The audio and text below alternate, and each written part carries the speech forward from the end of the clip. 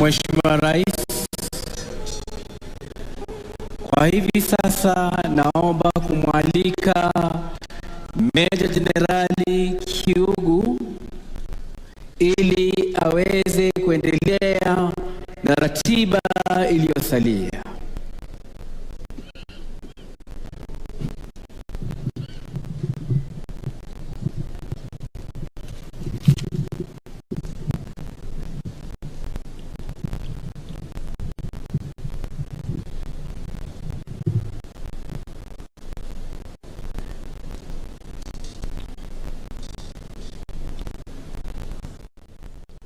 Your Excellency,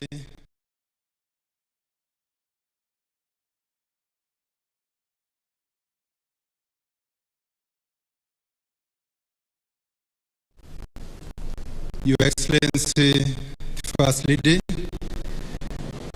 Cabinet Secretaries present, Chief of the Defense Forces, the Vice Chief of the Defense Forces, Principal Secretaries present, Service Commanders, General Officers, both serving and retired, Senior Officers,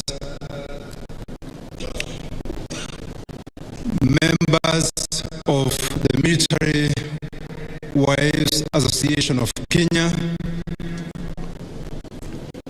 officers,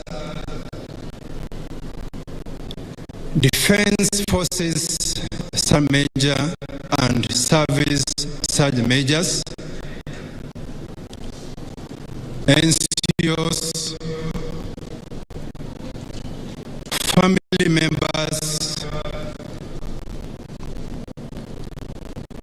distinguished guests, ladies and gentlemen, na askari wenzangu, KDF,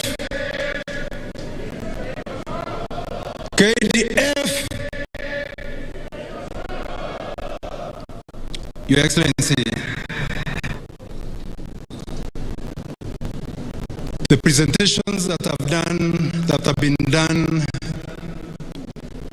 before us by adults, family members of the KDF, and our children are clear testimony of your servant, charismatic and transformative leadership. Your Excellency, I can only repeat 3 words out of that. God bless you.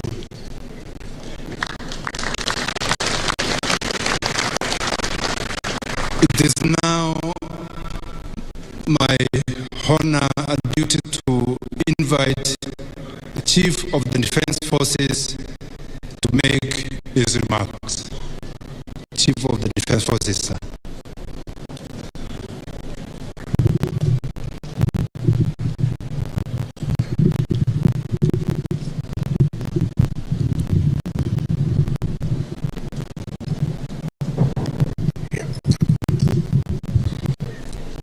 Your Excellency, the President of the Republic of Kenya and Commander-in-Chief, Excellency, the First Lady, Honorable Ministers here present, the Honorable the Attorney General who is with us here, the Principal Secretaries present, the General Officers present, both serving and retired, senior officers, the leadership of MWAC, our families who are here, my fellow soldiers, hamjambo. Hamjambo tena. Your Excellency, we are delighted today to have you attend this grand farewell ceremony. It is fitting that the Commander-in-Chief's retirement is not permitted to pass without paying tribute of respect, appreciation, and affection that the KDF has had over the last 10 years.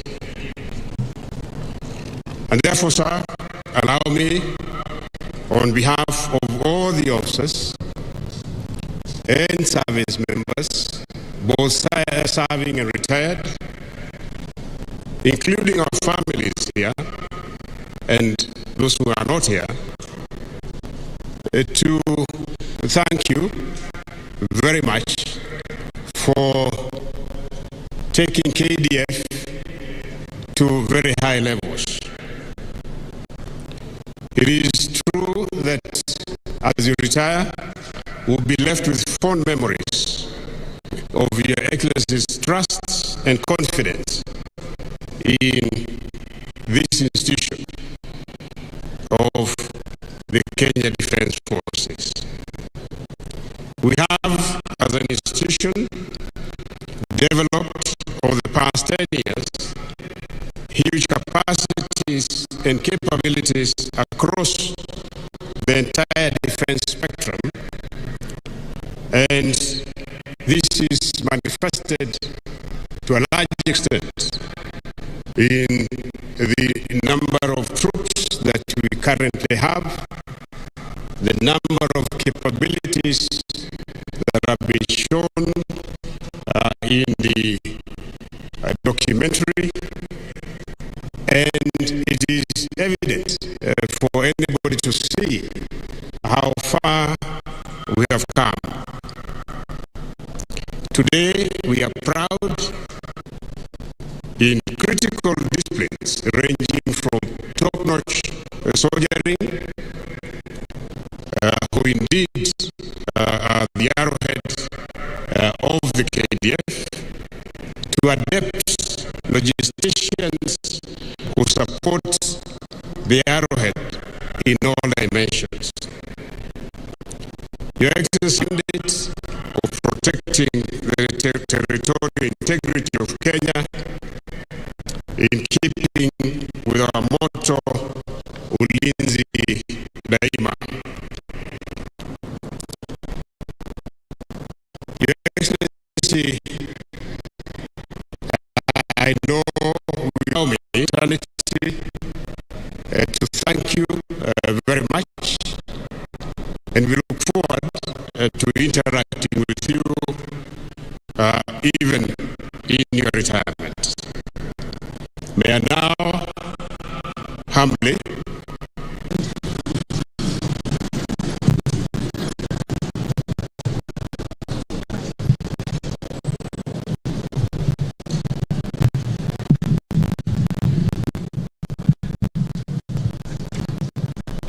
Asante sana.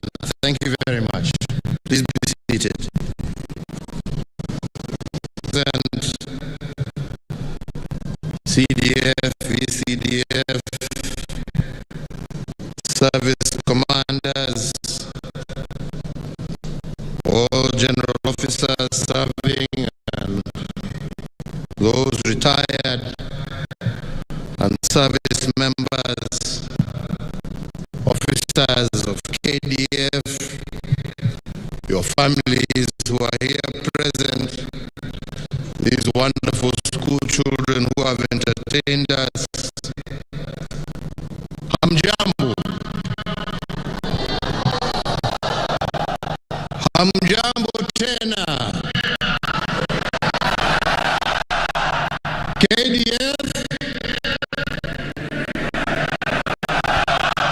KDF.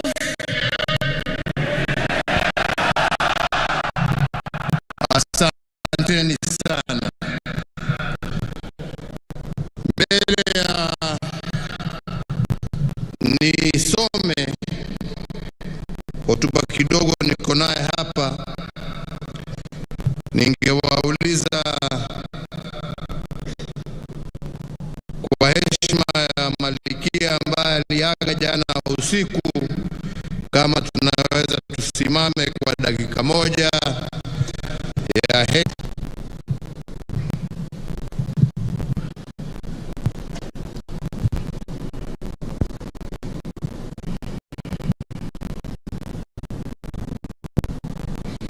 Asanteni sana na of the Republic of Kenya and Commander-in-Chief of the Kenya Defence Forces.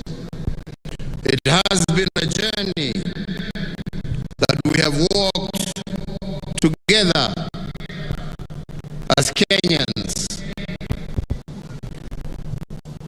I take this opportunity to most sincerely thank all Kenyans for their extraordinary support which they have lent me, which made and continues to make significant contributions towards the prosperity of our nation. In the past almost decade, we marked a critical stage in the implementation of devolution under the new Constitution 2010. This system of governance was a vehicle of bridging inequalities and enhancing service delivery to our people.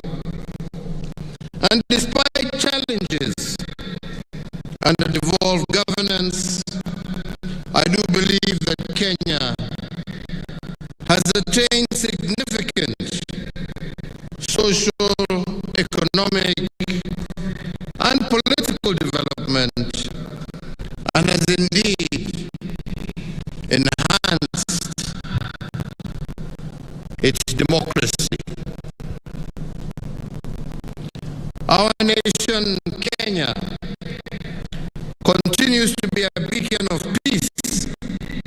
in the region.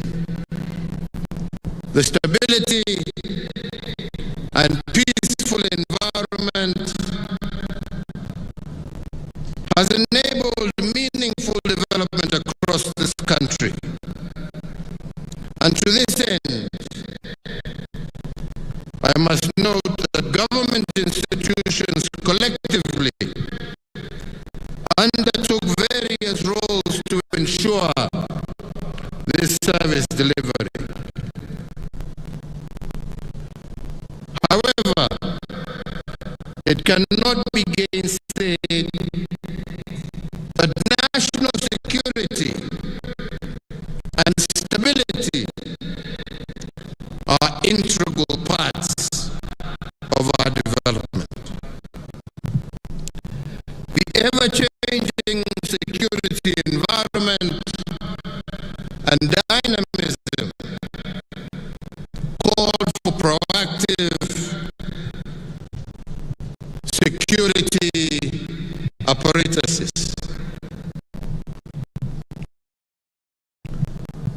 The security sector has adequately espoused robust measures to mitigate unprecedented domestic as well as transnational terrorism threats.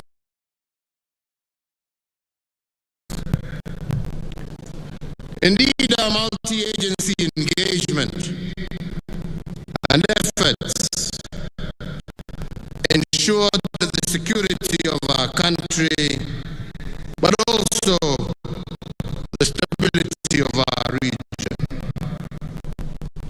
And indeed, the commitment of KDF and indeed all our security agencies to performing their duties within and beyond our borders has been priceless. Investing in the capabilities of the security agenda and agencies was critical to my agenda.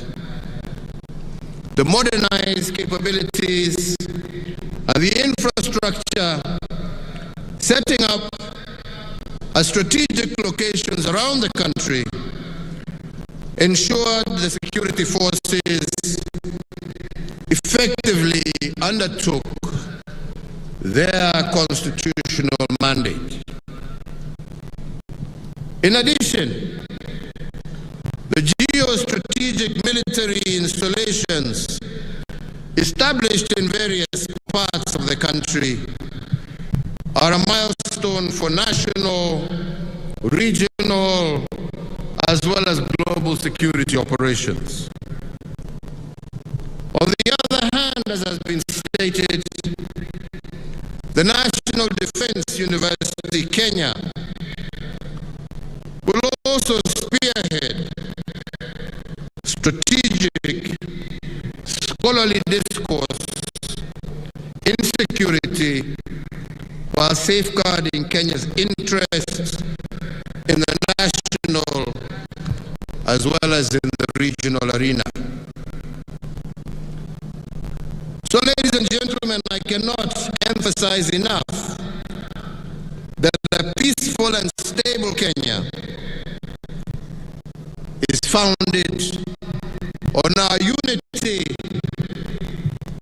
but also on our patriotism. The cooperation among ministries, departments, and agencies in a whole of government approach is vital in safeguarding our unity.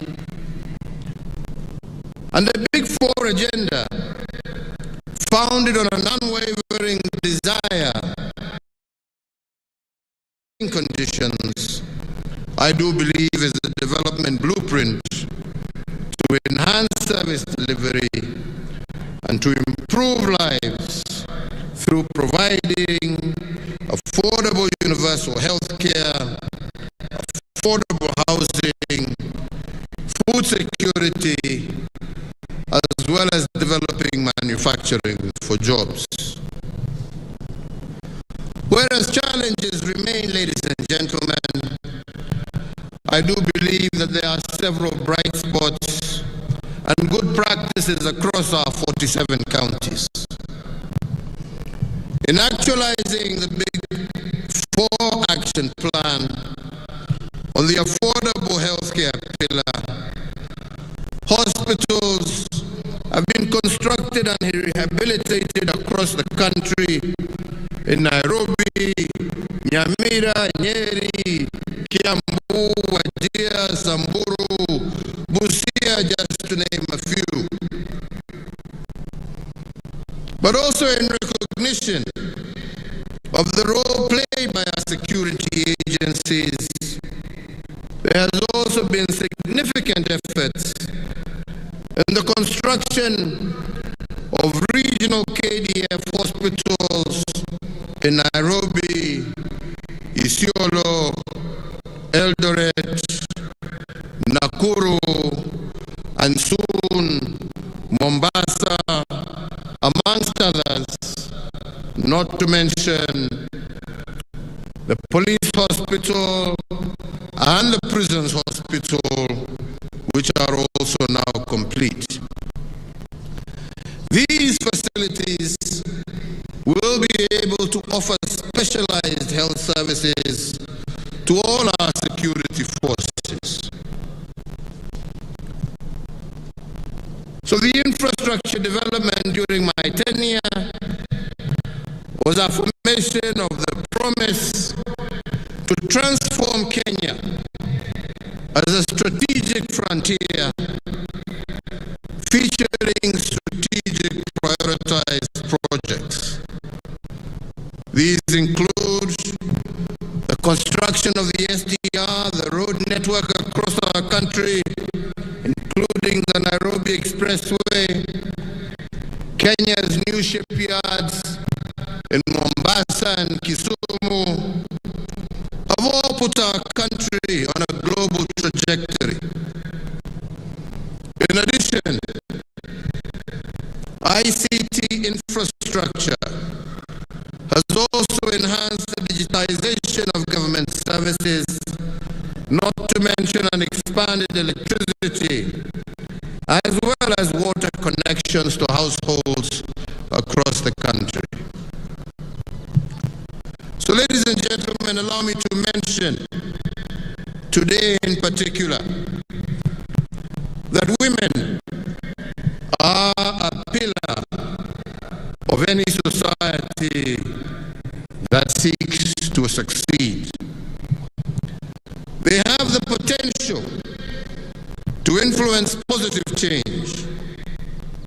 And indeed, in the last 10 years, my administration adopted initiatives that saw Kenya spring on the course of realizing gender equality.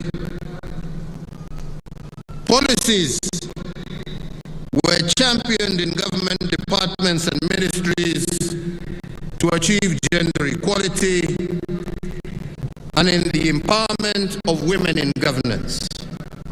And indeed today, we have two ladies with us, Ambassador Rachel Omamo, as well as Dr. Monica Juma, who at one stage or another were cabinet secretaries in the Ministry of Defense, while we also have our First Lady General Officer, Major General Fatuma Ahmed, and I believe that all of this progress towards involving and ensuring that gender is taken into account in all policies and in all areas of governance. So, ladies and gentlemen, to UKDF, I want to pay particular tribute. I appreciate the support development. We cannot underscore the incredible role that you have had in rehabilitating. the Nairobi Nyanyuki, the Nairobi Nakuru Kisumu meter gauge railway, the Kisumu dockyard, meter causeway, the Kenya Meat Commission, just a few. And all these are a dream that have come true to many Kenyans whose contribution to livelihoods, our people, will be hugely impactful, especially to those who live in pastoral areas who now have a consistent and ready market for their livestock. Furthermore, under the affordable housing pillar, through the public-private partnership, the construction of 3,500 housing units for service members in Nairobi, Mombasa, Nakuru, and Nyanyuki has commenced, as well as the NCO facility that is being developed in Gilgil. To support the preservation as well as presentation of our history and our cultural heritage, the KDF led a multi-agency team in the construction of the Uhuru Gardens National Monument and Museum, which will be a central place for the preservation of our history and heritage. The Defense Forces counter-terrorism efforts, together with those of other security agencies, will continue to be crucial in ensuring our national security. So I salute each and every one of you, ladies and gentlemen, for your commitment and dedication to duty, your selfless service to our country, and I ask that you remain steadfast and support the incoming administration, just like you have supported my administration and that of my predecessors. As we depend on God to protect us. Upande huu wa pili. Basi Mheshimiwa Rais, wakati wote tokea sasa tunapokea tamasha la ndege kutoka kwa jeshi letu la wanaanga. Tampisha mwenzangu sana mwenzangu Sergeant Misango Mbaye. Mheshimiwa Rais, muda wote kuanzia sasa tutakuwa tunapokea tamasha la ndege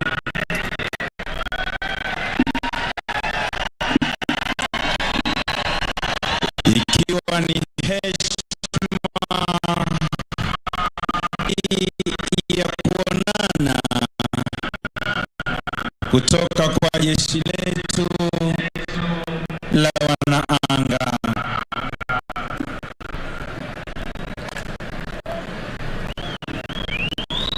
Basi kwa utaratibu kabisa, ni ndege aina ya Puma ikilibeba bango linalosema hongera rais wetu. Makofi, shangwe na vigelegele wakati Mheshimiwa Rais anapokea heshima hii, na kwa heri ya kuonana kutoka kwa jeshi letu la wanaanga. Basi asante sana mwenzangu. Mheshimiwa Rais, huo ndio mwisho wa tamasha hizi za kutoka kwa jeshi letu la wanaanga. Hivi sasa tutaweza kuwa na sherehe za machweo ya jua, beating of the retreat by the KDF band. Senior Drum Major, tafadhali wapo uko tayari, uwanja ni wako. Beating of the retreat by the KDF band.